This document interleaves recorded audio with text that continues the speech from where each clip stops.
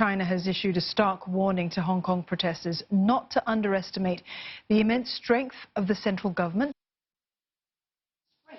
as weakness. The Hong Kong and Macau office of the State Council in Beijing said that the protests have damaged the city's prosperity and stability. The central government said anti-China forces are behind the movement, providing guidance and funding. Now, these are China's strongest comments on Hong Kong since protests began 2 months ago. They come a day after a general strike plunged the city into chaos yesterday. Now, rallies in dozens of districts turned into battlegrounds between protesters and police. Hong Kong police have arrested almost 150 people linked to yesterday's violent clashes across the city. It's the largest number of arrests since anti-government protests gripped the city over 2 months ago. In the last hour, hundreds of protesters have gathered outside Sham Shui Po police station. For the latest, let's cross over to our correspondent Wei Du in Hong Kong. Wei Du, what's happening there and why have protesters gathered?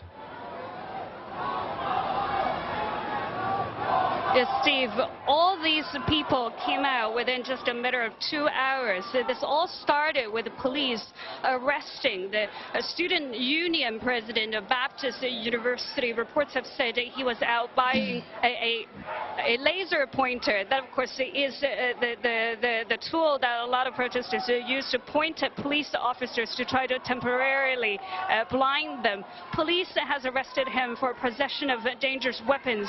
We don't quite know what happened afterwards, but right now he has been sent to a hospital.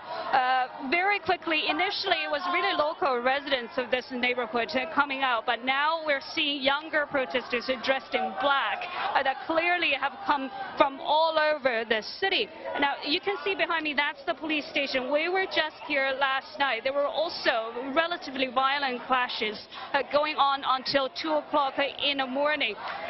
The police officers, we didn't see this with our own eyes, but live TV footage have shown that the police officers have pulled down the shutter to the entrance of the police station, and now the protesters are getting increasingly more agitated.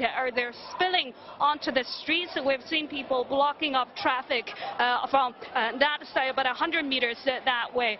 This is a rather fluid situation because early on the protesters forum, a lot of people were saying that they shouldn't come out tonight because the police is very, very well prepared, and some of them just didn't want to give the police more to say at their press briefing tomorrow.